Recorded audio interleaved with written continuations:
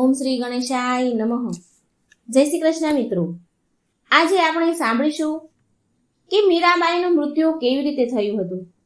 આ સરસ મજાનો મીરાબાઈનો જીવન સમયનો પ્રસંગ છે. મિત્રો પૂરા હૃદયથી અને ધ્યાનથી સાંભળજો. કથા વાર્તાઓ સાંભળવાથી પણ ભગવાન ખૂબ પ્રસન્ન થાય છે. આપણો આત્મા, આપણા મન શુદ્ધ થાય છે અને આપણા પાપો નષ્ટ થાય છે. કથા વાર્તાઓમાં એટલી શક્તિ રહેલી છે. તો મિત્રો મીરાબાઈની વાર્તા ખૂબ ધ્યાનથી સાંભળજો.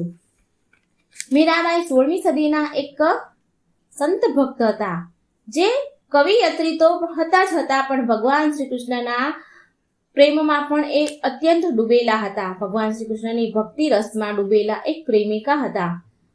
મીરાબાઈની ભક્તિ એવી છે કે એ કેટલાય લોકો માટે રહસ્યની વાત છે, કેમ કે આવો પ્રેમ જગતમાં લગભગ જ કોઈને જોવા મળે.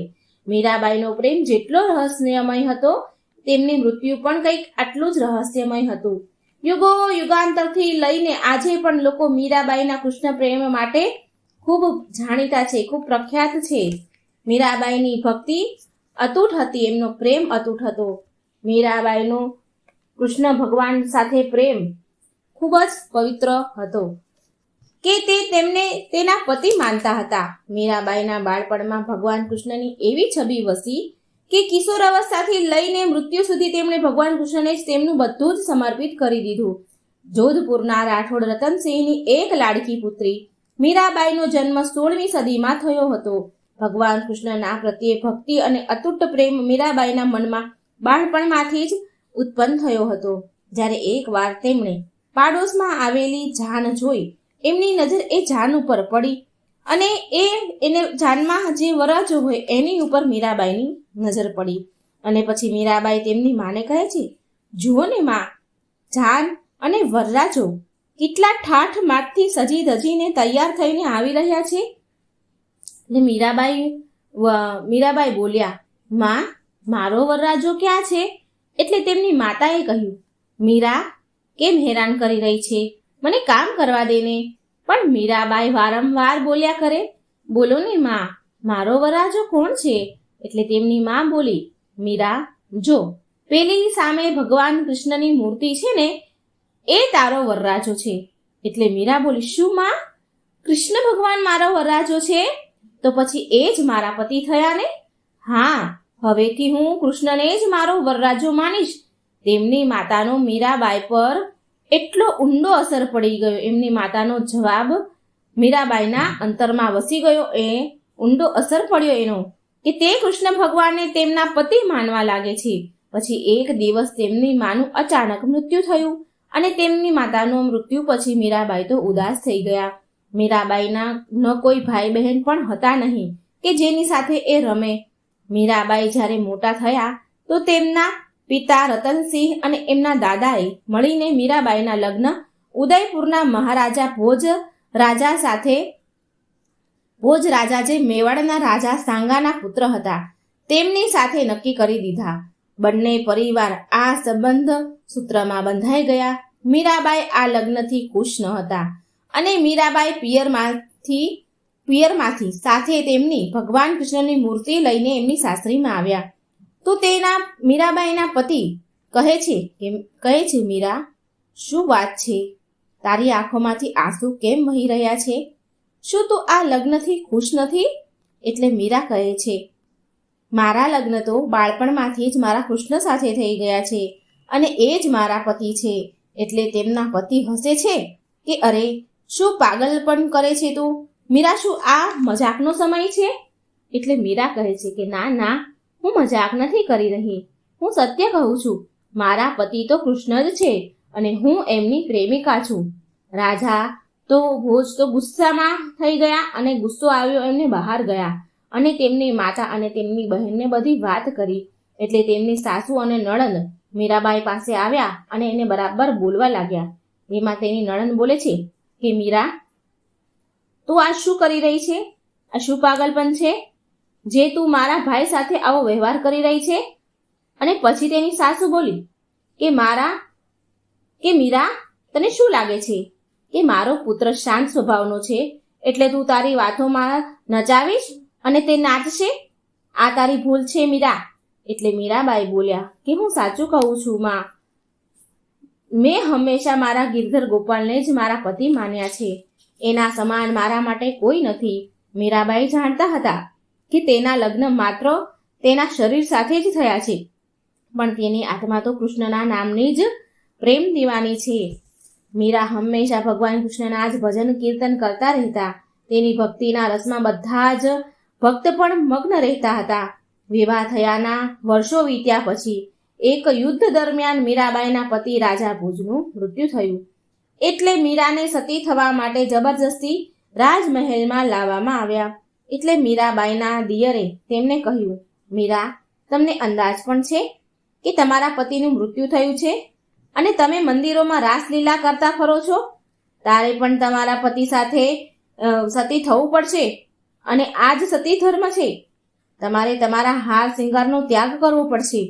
એટલે મીરાબાઈ કહે છે, મારો તો ગિરધર ગોપાલ બીજું ન કોઈ, મારો તો ગિરધર ગોપાલ બીજું ન કોઈ.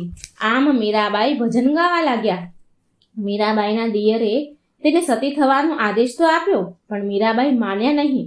તેમણે તેનો હાર શિંગારનો ત્યાગ પણ ન કર્યો અને રાજસભામાંથી કીર્તન ભજન ગાતા ગાતા મંદિરમાં ચાલ્યા ગયા. રાજમહેલમાંથી મંદિરમાં ગયા અને ત્યાર પછી મીરાબાઈ મંદિરમાં જ રહેવા લાગ્યા અને સંતોની વચ્ચે ભગવાન કૃષ્ણના ભજન ગાવા લાગે છે. આ બધું જોઈને સાંભળીને મીરાબાઈના પરિવારવાળાને બહુ ગુસ્સો આવે છે. તેમને એવું લાગતું હતું કે આનાથી સમાજમાં તેમના બધાની રાણા પરિવારની માન પ્રતિષ્ઠા ખોરવાઈ રહી છે. સમાજ એની વાતો કરશે, એની બદનામી થઈ રહી છે. કૃષ્ણ ભક્તિમાં મીરાબાઈને તેના સાસરીમાંથી અનેક યાતનાઓ, પીડાઓ, અડચણો આપવામાં આવે છે, પણ જેની રક્ષા સ્વયં વાસુદેવ કૃષ્ણના હાથમાં હોય, ભલું એનો કોઈ વાકો વાળ પણ કેવી રીતે કરી શકે? મીરાબાઈના દિયરને આ બધું જરા પણ ગમતું નહીં. એ કહેતા કે આવી રીતે મીરા સાધુ સંતોની ભીડમાં નાચતી રહે છે, એના કારણે હવે લોકો આપણા રાજમહેલના અંદર પણ લોકો વાતો કરી રહ્યા છે. સમાજમાં લોકો આપણી હસી ઉડાવી રહ્યા છે. હવે તો માત્ર આનો એક જ રસ્તો છે, મીરાનું મૃત્યુ. સૈનિકોને આદેશ આપે છે. સૈનિકોને કહે છે કે પિટારો લઈને આવો. ઉદાબાઈ, તું આ સાપને પટારામાં બંધ કરી મીરાબાઈ પાસે લઈ જા અને તેને એવું કહે છે કે આ ભેટ મારા તરફથી છે. મારા તરફથી આ હીરા મોતીનો હાર છે અને એ સ્વીકારો. આમ કહી આ પટારો એના હાથમાં ઉદાબાઈ તમે આપી દેજો. એટલે ઉદાબાઈ બોલ્યા, ચિંતા ના કર ભાઈ, હું મીરાના મૃત્યુના સમાચાર લઈને જ આવીશ. ઉદાબાઈ મીરાબાઈ પાસે ગયા અને પહેલા તેમણે ઉદાબાઈએ તો મીરાને સમજાવવાની કોશિશ કરી. ઉદાબાઈ બોલ્યા, મીરા, તારું આ કૃષ્ણ ભક્તિમાં નાચવું ગાવું એ રાજ પરિવારને સારું નથી લાગતું. તું અમારા રાજ પરિવારની વહુ છો અને લોક લાજની કંઈક તો ચિંતા કર. એટલે મીરાબાઈ બોલ્યા કે મારા પતિ ભગવાન કૃષ્ણ તો અમર છે. મારું તો આખું સંપૂર્ણ જીવન તેમને સમર્પિત છે. તો ભલા મને લોકલાજનું શું ડર, શું પરવાહ મને એની? જે મન પ્રભુ શ્રી કૃષ્ણની ભક્તિમાં લીન રહે છે એના માટે સંસારની કોઈ પણ વસ્તુ શ્રેષ્ઠ નથી. આ સાંભળી ઉદાબાઈ બોલ્યા, તો ઠીક છે મીરા, આ તારા માટે હીરાનો હાર હું લાવી હતી. તું આને તારી નણંદ તરફથી સ્વીકાર કર. તું આ હાર સ્વીકાર કર, મારો ભેટ સ્વીકાર કર. પછી મીરાબાઈએ ભગવાન શ્રી કૃષ્ણનું સ્મરણ કરતા જેવો જ તે પિટારો ખોલ્યો તો પટારામાંથી નાગની જગ્યાએ હીરાનો હાર નીકળ્યો. આ જોઈને ઉદાબાઈ પણ આશ્ચર્યચકિત થઈ ગયા અને આ ચમત્કાર જોઈને મીરાબાઈના ચરણમાં પડી ગયા. ઉદાબાઈ બોલ્યા, મીરા, મને પણ કૃષ્ણ ભક્તિના કંઈક રસ પ્રદાન કર. તું સાચે જ હકીકતમાં ભગવાન શ્રી કૃષ્ણની પરમ ભક્ત છો. ઉદાબાઈ મીરાબાઈની ભક્તિનો ચમત્કાર જોઈને વ્યાકુળ થઈ ગયા અને ભક્તિમાં એ પણ રમી ગયા. આ બાજુ રાણા વિક્રમજીત, મીરાબાઈના દિયર, એના સૈનિકો મીરાબાઈને મારવા માટે એક યોજના સમજાવે છે. સૈનિકો બોલ્યા, રાણા વિક્રમજીત, મારી પાસે એક યુક્તિ છે કે આપણે મીરાબાઈને મહેલમાં બોલાવીને ભગવાન શ્રી કૃષ્ણનો પ્રસાદ છે એમ કહીને ઝેરનો પ્યાલો પીવડાવી દઈએ, એટલે એમનું મૃત્યુ થશે. એટલે રાણા બોલ્યા, હા, આ યુક્તિ જરૂર કામ કરશે મીરાબાઈને મારવા માટે. પછી રાણાએ આદેશ આપ્યો. સૈનિકોને મીરાને મહેલમાં બોલાવવા માટે કહે છે. આ બધું ઉદાબાઈ સાંભળી લે છે અને વિચારે છે કે આ લોકો દગો કરીને મીરાને ઝેર પીવડાવીને મારી નાખવા માંગે છે. આ વાત મારે મીરાને જરૂર કહેવી પડશે. આમ વિચારી ઉદાબાઈ મીરાબાઈ પાસે આવ્યા અને એને બધી જ વાત કહી. એટલે મીરાબાઈ બોલ્યા કે ઉદાબાઈ, તે મને જે કૃષ્ણ નામના રસનું પાન કરાવવાનો પ્રસાદ આપશે, કૃષ્ણ નામના થી ઝેરનો પ્યાલો આપશે, તો હું એ કૃષ્ણ નામનો ઝેરનો પ્યાલો પણ પી જઈશ. તમે ચિંતા ન કરો ઉદાબાઈ, મારા કૃષ્ણની જે ઈચ્છા હશે તે થશે. પછી મીરાબાઈને રાજ દરબારમાં બોલાવવામાં આવ્યા અને બધાની સામે મીરાબાઈ પ્રભુ શ્રી કૃષ્ણનું નામ લઈને તે વિષનો પ્યાલો પી જાય છે. પણ આ શું? સભામાં બધા જ લોકો જોઈ રહ્યા. આંખો ચાર થઈ ગઈ કે મીરાબાઈને તો કોઈને કંઈ જ ન થયું. ત્યારે પછી મીરાબાઈ ઘરવાળાના આ પ્રકારના વ્યવહારથી હેરાન પરેશાન થઈને દ્વારકા અને વૃંદાવન વગેરે ધાર્મિક સ્થળો પર તીર્થયાત્રા કરવા માટે ચાલ્યા ગયા. આ બાજુ પવિત્ર મીરાબાઈના મહેલ છોડવાથી રાજ્યમાં અશાંતિ ફેલાઈ ગઈ. એટલે બ્રાહ્મણોએ રાણાને સુઝાવ આપ્યો કે જો મીરા પાછી આવી જશે તો બધું જ પાછું બરાબર થઈ જશે, ઠીક થઈ જશે. મીરાને પાછા બોલાવો. એટલે મીરાને શોધવા માટે સૈનિકો પણ મોકલવામાં આવ્યા. સૈનિકોએ મીરાને શોધતા શોધતા મીરાબાઈ પાસે આવ્યા અને તેમને સાથે જવા માટે મીરાબાઈને કહે છે એમની સાથે જવા માટે રાજમહેલ પાછું. મીરાને તેમની સાથે જવા માટે વિનંતી કરી પણ મીરાબાઈએ ના પાડી દીધી. સૈનિકો બોલ્યા, જો તમે અમારી સાથે જીવતા પાછા નહીં આવો તો અમે પણ પાછા નહીં જઈએ. મીરાબાઈ, અમારા પરિવારવાળાનો તો તમે વિચાર કરો. અમારે તમને જીવતા અહીંથી લઈને પાછું રાજમહેલમાં જવાનું છે. એટલે મીરાબાઈ બોલ્યા કે હું તમારી મજબૂરી સમજુ છું, પણ જો હું પાછી ગઈ તો કૃષ્ણ ભક્તિથી હું વિમુખ થઈ જઈશ અને હું એ ક્યારેય નહીં કરી શકું. મારે તમારા વિશે પણ વિચારવાનું છે. સારું, જો હું તમારા આવા પહેલા સંસાર છોડીને ચાલી ગઈ હોત તો તમે શું ખાલી હાથે પાછા ચાલ્યા જાત ખરી? સૈનિકો બોલ્યા, હા, તો પછી તો અમારે ખાલી હાથે જવું જ પડત ને. મીરાબાઈને હવે રસ્તો મળી ગયો કે મારે શું કરવું. સિપાહીઓ તો વાત સાંભળીને મીરાબાઈ સ્તુતિ કરવા લાગ્યા, ભગવાન શ્રી કૃષ્ણની સ્તુતિ કરવા લાગ્યા. મીરાબાઈની આંખોમાંથી તો પ્રેમના આંસુ વહેવા લાગ્યા. તે દ્વારકામાં ભગવાન શ્રી કૃષ્ણની મંદિરને મૂર્તિ પાસે ગયા. દ્વારકામાં મંદિરની અંદર ગયા અને દરવાજા બંધ કરી દીધા. અને મીરાબાઈ બોલ્યા, હે કૃષ્ણ, તમે તો જાણો છો કે મેં સદાય તમને પૂજ્યા છે. તમને જ મેં મારું સર્વસ્વ સોંપ્યું છે. તમે જ મારું સર્વસ્વ છો. સર્વ તમને મેં સમર્પિત કર્યું છે. મારા જીવનનો આધાર તો તમે જ છો. પાછલા જન્મમાં જ્યારે હું ગોપી હતી ત્યારે મારું તમારી સાથે મિલન ન થયું, માટે આ જન્મમાં હું મીરા બની છું. હું ઈચ્છું છું કે મારા અંતિમ ક્ષણ માત્ર તમને જ સમર્પિત થાય. હું તમને જોતા જોતામાં તમારામાં સમાઈ જાઉં. મને તમારા હૃદયમાં સ્થાન આપો પ્રભુ.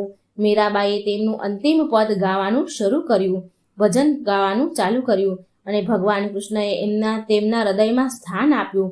મીરાબાઈને એમના હૃદયમાં સમાવી લે છે અને તે સદાય માટે તેમના પ્રિયતમ શ્રી કૃષ્ણના મૂર્તિમાં સમાઈ ગયા.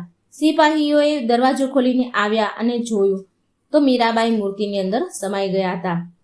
માત્ર એની ચુંદડી જ મૂર્તિમાં દેખાતી હતી. સિપાહીઓ અને બીજા ભક્તો પણ આ બધું જોઈ રહ્યા હતા, એટલે તેમની આંખોમાંથી આંસુની ધારા વહી રહી હતી.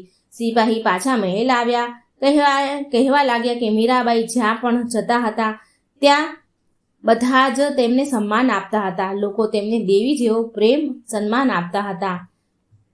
ભારત ભૂમિમાં આવા કેટલાય સંતો અને મહાત્મા થયા છે જેને ધર્મ અને ભગવાનને રોજ રોમ રોમમાં વસાવીને બીજાના સામે આદર્શના રૂપમાં પેશ કર્યું છે. આવા જ સંતો અને મહાત્મામાં ભક્તનું મીરાબાઈનું સ્થાન બધાથી જ ઉપર માનવામાં આવ્યું છે.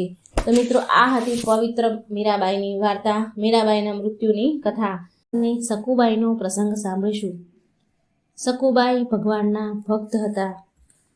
તો એ લીલા ભગવાને કેવી કરી હતી એ તમે આ વાર્તામાં સાંભળજો. મિત્રો, તમે આ સકુબાઈનું કીર્તન તો સાંભળ્યું જ હશે. આજે હું એની વાર્તા પણ કહેવા જઈ રહી છું. સકુબાઈનું ભજન છે કે વહવારું થઈને વાલો આવ્યા રે લોલ, લીધું છે કાંઈ સકુબાઈનું રૂપ જો, વહવારું થઈને વાલો આવ્યા રે લોલ.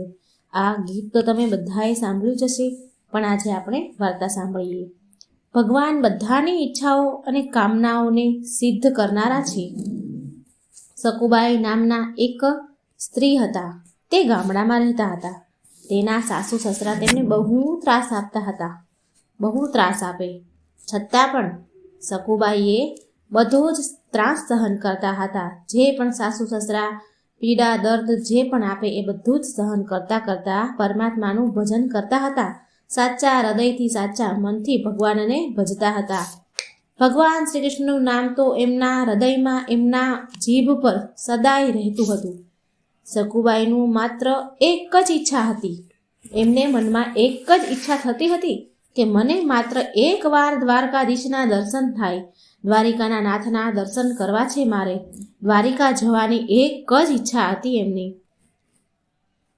મારે એકવાર દ્વારિકાનો સંઘ મને મળી જાય તો મારે દ્વારકા જવું છે. આ ઈચ્છા એના મનમાં હતી. અને આ બાજુ ભગવાન શ્રી કૃષ્ણ બધું જ સાંભળે છે. એક વાત હંમેશા યાદ રાખજો, જે પણ આપણા અંતર મનમાં ઈચ્છા હોય તે બીજું કોઈ સાંભળે ન સાંભળે, આ દુનિયાનું કોઈ વ્યક્તિ સાંભળે કે ન સાંભળે, પણ આપણા મનથી કરેલી પ્રાર્થના અને આપણા મનમાં ઈચ્છા જે પણ હોય એ જો અંતરાત્મામાં આપણે ઉપજી આવી હોય તો એ કોઈ બીજું સાંભળે ન સાંભળે પણ આપણો હરિ, આપણા પ્રભુ જરૂર ને જરૂર સાંભળે છે. આપણા અંતરનો ભાવ કોઈ સમજે ન સમજે, કોઈ સાંભળે ન સાંભળે, પણ એ આપણા લાગણી અને હૃદયનો ભાવ ભગવાન જરૂર સાંભળે છે અને સમજે છે. એવી જ રીતે સકુબાઈના અંતરની પ્રાર્થના, અંતરની ઈચ્છા ભગવાન સમજી ગયા હતા. એવી રીતે સકુબાઈની માત્ર એક જ ઈચ્છા હતી કે મને ભગવાનના દર્શન થાય. સવારે ઉઠે ને ત્યાંથી કામે ચડાવે સાસુમાં. સકુબાઈને છેલ્લે સાસુમાના પગ દબાવીને રાત્રે સુવા પામે એટલી સેવા એના સાસુ સસરાની કરે, ઘરના કામ કરે. અને એમાં ગૌલોકમાં બેઠેલા ભગવાનને ખબર પડી કે સકુબાઈને જાત્રામાં જવાનું મન છે, એમની ઈચ્છા છે, એમને દ્વારિકા જવું છે. અને એ સમયે સકુબાઈના ગામમાંથી એક સંઘ દ્વારકા જઈ રહ્યો હતો. એટલે સકુબાઈએ તેમના સાસુને કહ્યું કે સાસુમાં, બા, તમે જો હા પાડો ને તો આપણા ગામમાંથી દ્વારકા જવા માટે એક સંઘ નીકળી રહ્યો છે. જો તમે હા પાડો ને તો મારે દ્વારકા જવાની ઈચ્છા છે, મારે પ્રભુના દર્શન કરવાની ઈચ્છા છે. સકુબાઈની વાત સાંભળીને સાસુમાં તો ભડક્યા અને બહુ ઓરડામાં લઈ ગયા અને લાકડીએ બહુ માર માર્યો અને ચોખ્ખી જ ના પાડી દીધી કે ક્યાંય જાત્રામાં જવાનું નથી. ખબરદાર, જો નામ લીધું છે તો જાત્રામાં જવાનું. અને સકુબાઈને ઓરડે પૂરી અને બહુ માર્યા. અને આ માર તો ભગવાનને પડ્યા. ભગવાનના વાહામાં લાકડીઓના માર પડ્યા ગૌલોકમાં. સકુબાઈની ઈચ્છા હતી, ભગવાન સમજી ગયા હતા. સકુબાઈ તો શું કરી શકે? સાસુમાની આજ્ઞા માની લીધી, પણ મન તો નિરાશ થઈ ગયું, ઉદાસ થઈ ગયું. સકુબાઈ બધા જ ઘરના કામો કરે પણ જીવ તો માત્ર એમનો ભગવાનમાં જ હતો. જીવ તો માત્ર સંઘ ચાલ્યો જશે દ્વારકા, હું નહીં જઈ શકું. બસ આમ જ એનો જીવ હતો કે મને જવા નહીં મળે. આમ મનમાં ને મનમાં દુઃખી થતા રહ્યા. અને આ બાજુ ભગવાનને ખબર પડી. હવે જે દિવસે સંઘ જવાનો હતો, દ્વારિકા જવા માટે નીકળવાનો હતો, તે દિવસે સવારે સકુબાઈ બેડા લઈને પાણી ભરવા ગયા. ત્યાં સકુબાઈને ભગવાન મળ્યા. એમણે દર્શન દીધા અને કહ્યું, સકુબાઈ, તમારે જાત્રામાં જવું છે તો તમે જાઓ. સકુબાઈ બોલ્યા કે જાત્રામાં કેમ નહીં જાઓ? મને તો મારા સાસુમાએ ચોખ્ખી જ ના પાડી દીધી છે અને ઘરના કામ કોણ કરશે? ભગવાન બોલ્યા કે તમે જાત્રામાં જાઓ, તમારા ઘરના કામની ચિંતા ન કરો, એ અમે કરી લઈશું, હું કરી લઈશ. સકુબાઈ બોલ્યા, અરે પ્રભુ, મારી સાસુ તો ઘરના તમામ કામ કરાવે છે. મારી સાસુ પાણી ભરાવે છે, છાણ વાસીદા ભરાવે છે, ઘરના કામ કરાવે છે અને છેલ્લે રાત્રે તો મારી પાસે એમના પગ દબાવડાવે છે, પછી સૂવે છે. ભગવાન બોલ્યા કે તમે એ બધી ચિંતા ન કરશો, તમે આ ચિંતા છોડી દો, એ બધા જ કામ હું કરી લઈશ. પણ એક વાતનું ધ્યાન રાખજો કે આ વાત તમે બીજા કોઈને કહેતા નહીં. ભગવાનની વાત સાંભળીને સકુબાઈ તો રાજીના રેડ થઈ ગયા. હવે સકુબાઈએ જાત્રામાં જવાની તૈયારી કરી અને જાત્રામાં જવા નીકળ્યા. અને આ બાજુ 3 લોકનો નાથ, જગતનો પાલનહાર પોતે સ્વયં સકુબાઈનું રૂપ ધારણ કર્યું છે. સકુબાઈ જેવી સાડી પહેરી છે, એમના જેવા તૈયાર થયા અને સકુબાઈનું રૂપ ધારણ કરી અને ઘરે આવી ગયા. અને સકુબાઈ ગયા જાત્રામાં. સકુબાઈના હાથમાંથી પાણીના બેડા લઈ લીધા અને ઘરે પાણી ભરીને આવ્યા. છાણવા સીધા કર્યા, ઘરના પાણી ભર્યા, રસોઈ બનાવી. બધા જ પ્રભુએ જગતના પાલનહારે બધા જ કામ કર્યા.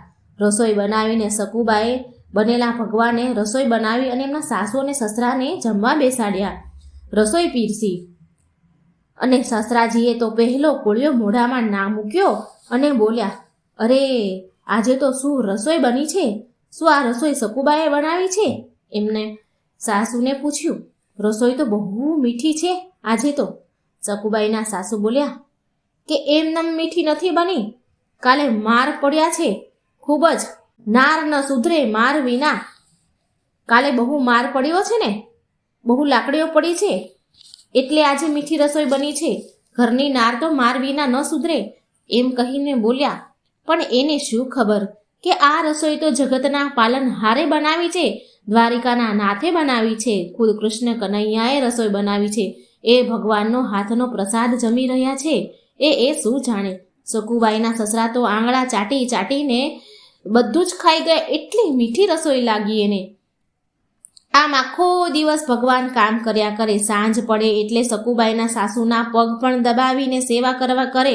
જે કામ સકુબાઈ કરતા એ બધા જ કામ પ્રભુ કરે. આમ ને આમ ઘણા દિવસ ચાલ્યું. છાણવા સીધા કર્યા, પાણી ભર્યા, 2-3 બેડા માથે લઈ જાય અને પાણી ભરવા જાય, ઘરના કામ કરે. સકુબાઈના સસરાની સેવા કરે, સાસુની સેવા કરે. આમ ને આમ 6 મહિના ચાલ્યું. 6 મહિને સંઘ જાત્રાએથી પાછો આવે છે અને આ બાજુ સકુબાઈ જાત્રા કરવા ગયા હતા. ત્યાં ભગવાનની એવી ધૂન અને કીર્તન ગાય બધા સંતો અને જાત્રા કરવા ગયેલા લોકો નાચી નાચી ઉઠ્યા, આનંદમાં આવી ગયા. એવા અદ્ભુત કીર્તન ગવડાવ્યા. આમ સંઘ પાછા જાત્રા કરીને હવે આવે છે અને ગામમાં પહોંચવાની તૈયારી હતી. એટલે ભગવાને કહ્યું, ચાલો હવે તો પાછા બેડા લઈને જઈએ પાણી ભરવા. કારણ કે જો અસલ સકુબાઈ ઘરે આવી ગયા અને ભગવાન બનેલા સકુબાઈ તો ઘરે હતા.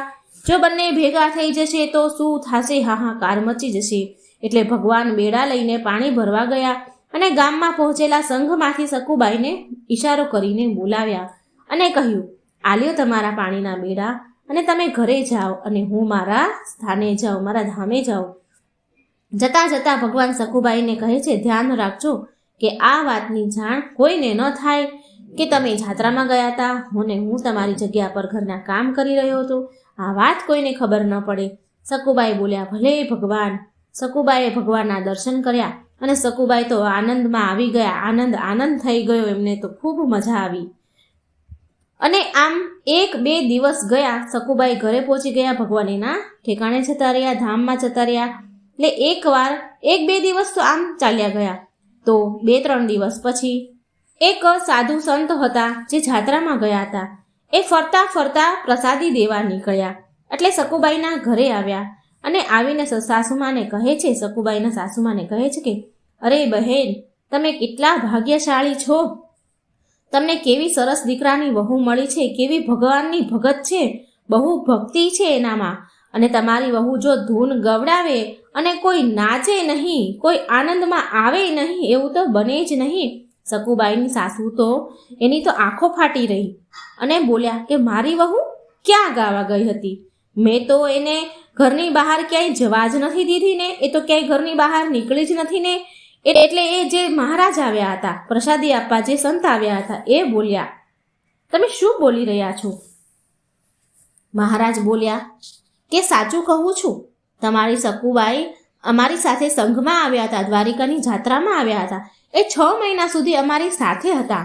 એમણે બહુ ધૂન અને કીર્તન ગાયા છે ભગવાનના.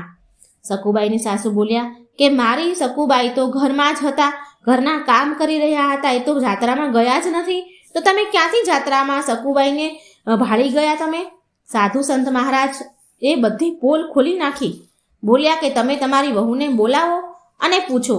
સાસુમાએ તો તે મહારાજની વાત સાંભળીને સકુબાઈને બોલાવ્યા. કહે છે કે સકુબાઈ, આ મહારાજ શું કહી રહ્યા છે? સકુબાઈ બોલ્યા, શું કહે છે? સાસુમાં બોલ્યા કે એ તો એવું કહે છે કે તમે જાત્રામાં ગયા હતા અને ભગવાનના બહુ ભજન કીર્તન ગાયા હતા. સકુબાઈ તો બીકને મારે પહેલા તો એમણે ના પાડી કે ના ના, હું તો ક્યાંય ગઈ જ નથી. સકુબાઈ તો ના પાડે છે. સાસુમાં ફરી પેલા સાધુને કહે છે કે ના ના, મારી બાઈ તો ઘરમાં જ હતા, એને તો મારા છાણવા સીધા કર્યા છે, મારા પગ દબાવ્યા છે, પાણી ભર્યા છે, તો એ જાત્રામાં ક્યાંથી આવ્યા હોય? તો પછી પેલા સાધુ મહારાજ બોલે છે, સકુબાઈને કહે છે કે સકુબાઈ, તમે ભગવાનની જાત્રામાં ગયા અને જુઠ્ઠું શું કરવાને બોલી રહ્યા છો? જુઠ્ઠું શું કામે બોલો છો?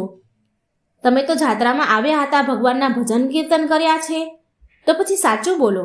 અને પછી સકુબાઈ બોલ્યા, હા બા, હું જાત્રામાં ગઈ હતી. સકુબાઈની આંખમાંથી તો દડ આંસુડા વહેવા લાગ્યા અને કહ્યું કે હા બા, હું ગઈ હતી.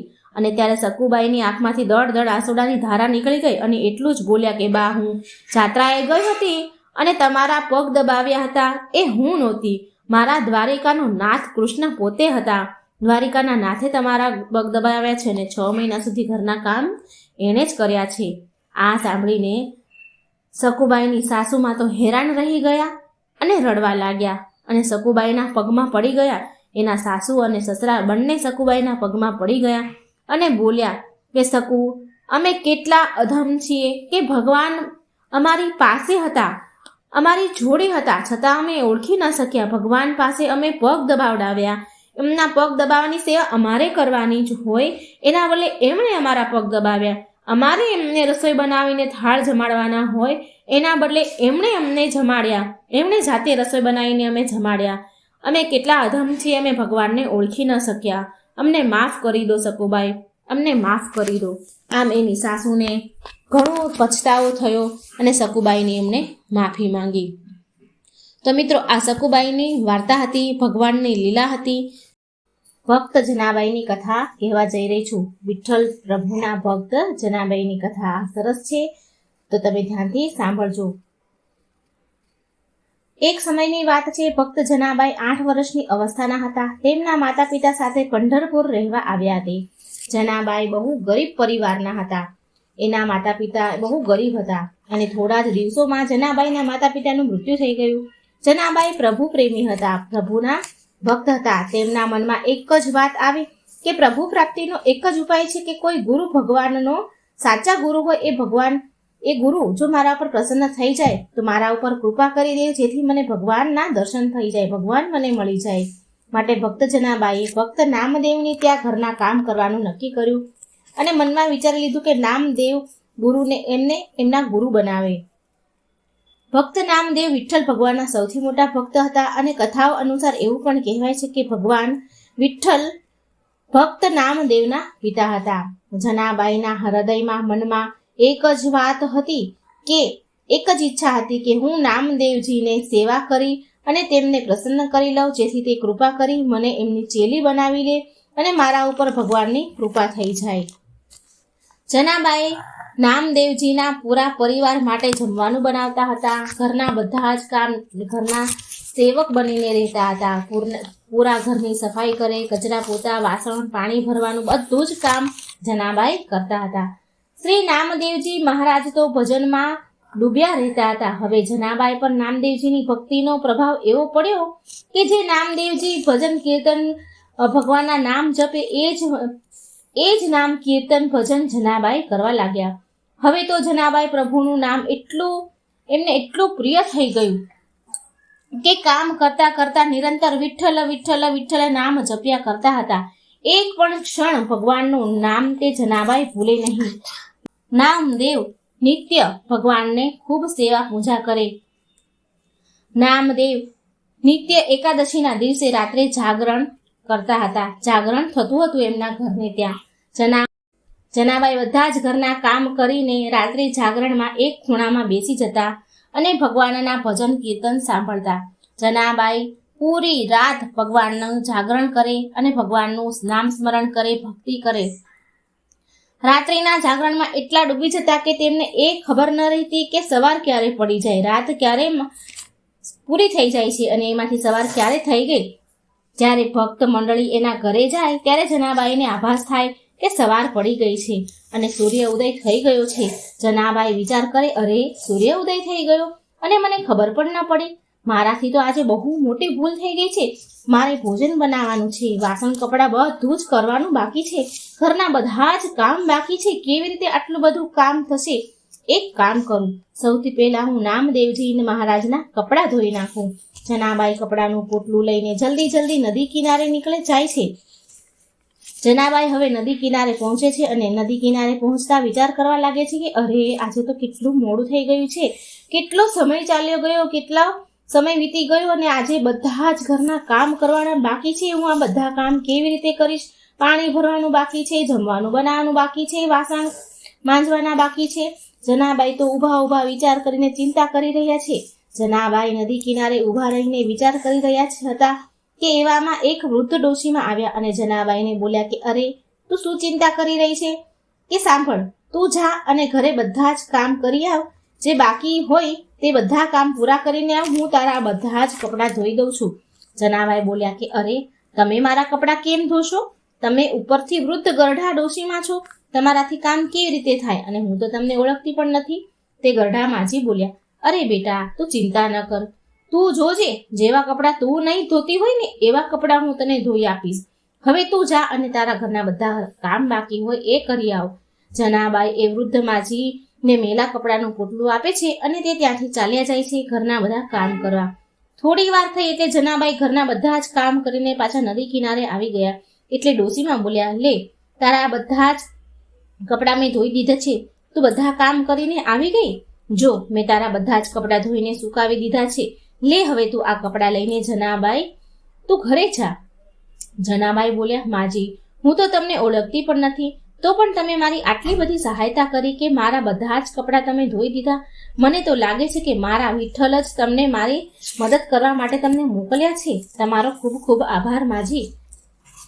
તો એ માજી બોલ્યા કે અરે બેટા, એમાં આભારની કોઈ વાત નથી, હું તો તારી પોતાની જ છું ને, અને પોતાના લોકોનો શું કોઈ આ ધન્યવાદ કરે ખરી? આટલું કહીને તે વૃદ્ધ માજી જનાબાઈની સામે જ અંતર્ધ્યાન થઈ ગયા. જનાબાઈ તો ઊભા જોતા જ રહી ગયા કે અરે, આ ડોશીમાં ક્યાં ચાલ્યા ગયા? ઘડીક વારમાં અદ્રશ્ય થઈ ગયા. આ શું? આ માજી કોણ હશે અને આવી રીતે કેમ ગાયબ થઈ ગયા? જનાબાઈએ આ બધી જ ઘટના નામદેવને કહી સંભળાવી. ત્યારે નામદેવજી બોલ્યા, અરે, એ બીજું કોઈ નહીં પણ વિઠ્ઠલ જ હતા. ભગવાન પ્રભુ વિઠ્ઠલ ખુદ તારી મદદે આવ્યા હતા.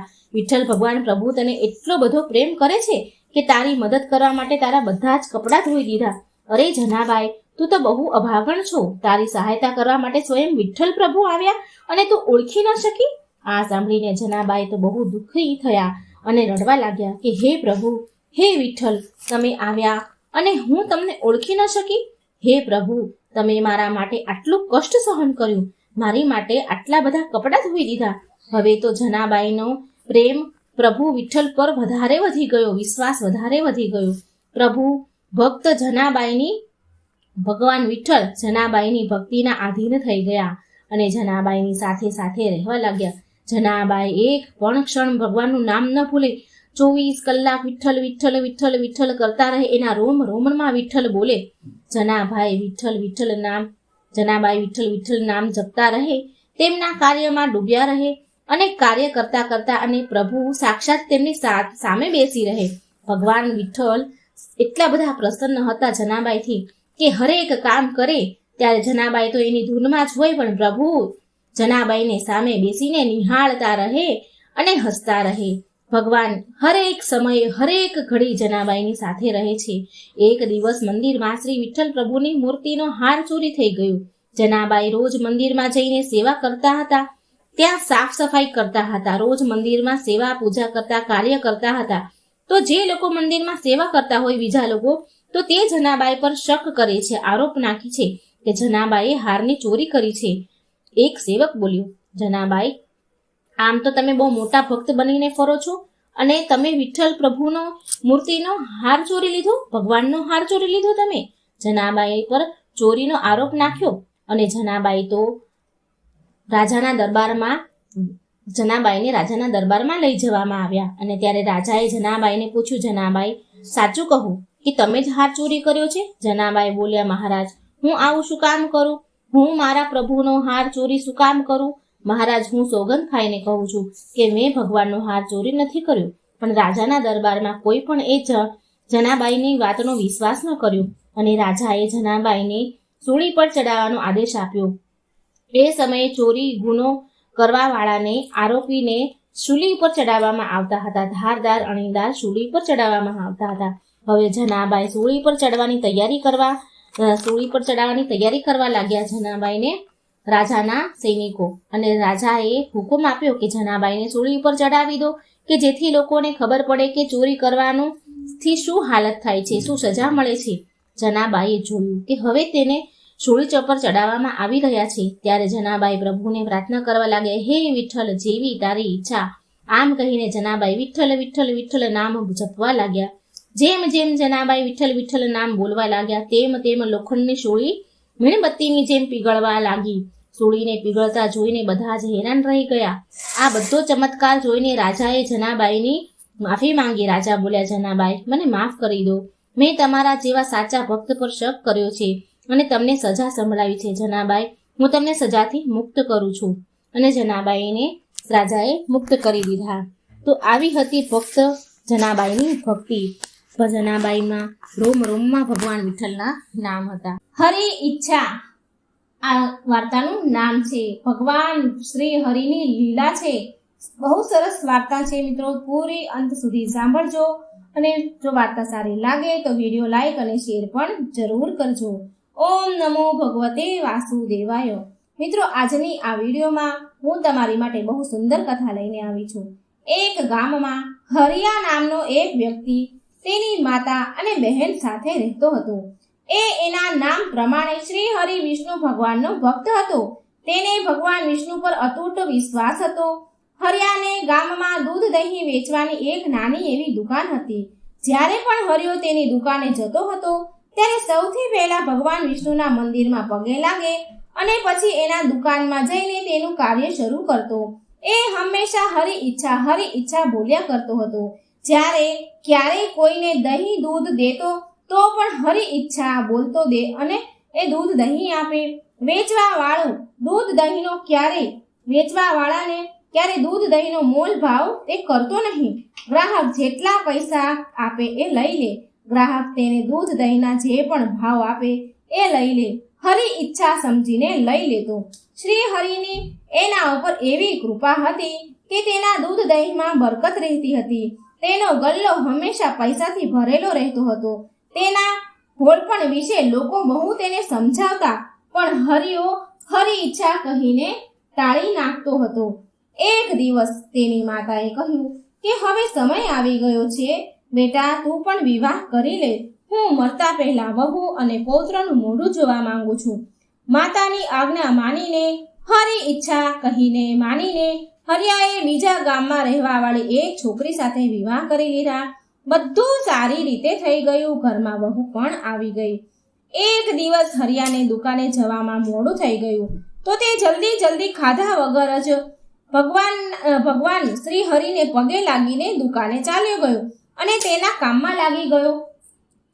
હરિયો ઘરેથી ખાધા વગર જ ગયો હતો, ભૂખ્યો હતો. માટે હરિયાની માતાએ વહુને કહ્યું કે હરિયાને દુકાને ભોજન આપી આવ.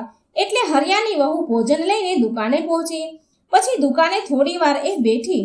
દુકાને બેઠા તેણે જોયું કે હરિયો ક્યારેક કોઈને વધારે દૂધ આપે અને ક્યારેક ઘણા પૈસા ઓછા પણ લે છે. કોઈને દૂધ વધારે દઈ દે છે તો સામે પૈસા ઓછા લે છે. આ બધું જોઈને વહુ વિચાર કરે છે, મારા પતિ તો બહુ ભોળા છે. બધા લોકો આને બેવકૂફ મૂર્ખ બનાવી રહ્યા છે. પછી હરિયાની વહુએ હરિયાને કહ્યું કે આ તમે દુકાન કેવી રીતે ચલાવી રહ્યા છો? હરિયાએ કહ્યું કે હરિ ઈચ્છાથી બધી જ હરિની ઈચ્છા છે. જેવી હરિની ઈચ્છા. તો એની વહુ બોલી કે તમે હવે દુકાને નહીં આવો. દુકાનનું કામકાજ હવેથી હું સંભાળીશ. હું તમને સમજાવીશ, શીખવાડીશ કે વ્યાપાર કેવી રીતે કરાય અને કેવી રીતે નફો કમાવાય. હરિયો બોલે છે, સારું, જેવી હરિ ઈચ્છા. બીજા દિવસે હરિયાની પત્ની દુકાને આવે છે. થોડા પૈસા ખર્ચ કરીને તેણે દુકાનમાં કામ કરવાવાળા 2 નોકર પણ રાખી લીધા. પૈસાના ગલ્લા પાસે તે પોતે બેસી ગઈ અને એક પૈસાનો હિસાબ કરવા લાગી અને દૂધ પણ એટલું જ આપતી જેટલા ગ્રાહક પૈસા આપે. હવે દુકાનમાં પહેલાની જેમ હરિ ઈચ્છાનું ઉચ્ચારણ થતું નહીં. ઉચ્ચારણ હરી ઈચ્છાનું સંભળાતું નહીં. ધીરે ધીરે દુકાનમાં ગ્રાહક ઓછા થવા લાગ્યા. દૂધ દહીં વધવા લાગ્યા. દુકાનમાં બચેલું દૂધ દહીં સાંજ સુધીમાં તો ખરાબ થઈ જતું હતું. એક જ અઠવાડિયામાં દુકાન નફામાંથી ખોટમાં આવી ગઈ અને નોકર પણ કામ છોડીને ભાગી ગયા. પછી વહુ તો પરેશાન થઈ ગઈ અને હરિયા પાસે ગઈ અને શરમાઈને માફી માંગવા લાગી. એની ભૂલની માફી માંગે છે. તેણે હરિયાને કહ્યું કે તમે જે કરતા હતા એ બધું મેં પણ કર્યું. ઓછા પૈસામાં મેં પણ બધું કર્યું. ઓછા પૈસા લઈને વધારે વસ્તુ આપતા હતા તમે, છતાં પણ લાભ થતો હતો. જો કે મેં પૂરા પૈસામાં સોદા કર્યો, છતાં પણ નુકસાન થયું. હવે હરિયો બોલે છે, હરી ઈચ્છા હોય એવું જ થાય. તું મારી સાથે દુકાને ચાલ. એ દિવસે હરિયો દુકાને બેઠો અને પહેલાની જેમ હરી ઈચ્છા, હરી ઈચ્છા, હરી ઈચ્છા બોલતા બોલતા દૂધ દહીં વેચવા લાગ્યો. જે ગ્રાહક પૈસા આપે એ આપી દે, દૂધ વધારે આપે અને જે પણ દામ મળે એ લઈ લે. હરી ઈચ્છા કરીને પૈસા લે. તો હરિયાની પત્નીએ જોયું, જ્યારે હરિયો કોઈ ગ્રાહકને દૂધ દહીં દે છે ત્યારે તેના હાથ સાથે બીજા 2 હાથ પણ છે જે દૂધ દહીં આપી રહ્યા છે, અને જ્યારે પૈસા લે છે ત્યારે પણ બીજા 2 હાથ હરિયાની સાથે બીજા 2 હાથ પણ પૈસા લે છે. આ જોઈને એ ચકરાઈ ગઈ, ચોંકી ગઈ અને એ હરિયાને કહેવા લાગી કે આ કેવી માયા છે. ત્યારે હરિયાએ કહ્યું કે આ બધી મારા શ્રી હરિની માયા છે. બાળપણથી જ હું મારા હરિનો ભક્ત છું. કોઈ પણ કાર્ય હરિ ઈચ્છાની વિરુદ્ધ હું કરતો નથી. જે પણ હું કરું છું એ હરિ ઈચ્છાથી કરું છું. અને હવે જેની સાથે શ્રી હરિ સ્વયં હોય તો એને નુકસાન કેવી રીતે થઈ શકે? આ સાંભળી તેની પત્ની તેના ચરણોમાં પડી ગઈ અને તેની ભૂલની તે માફી માંગવા લાગી. તે દિવસથી હરિયો અને તેની પત્ની હરિ ઈચ્છા અનુસાર તેની પત્ની અને એ બંને દુકાન ચલાવવા લાગ્યા. તો મિત્રો, આ વાર્તા તમને કેવી લાગી કમેન્ટ બોક્સમાં જરૂર લખજો. જય શ્રી કૃષ્ણ. રાધે રાધે. Thank you.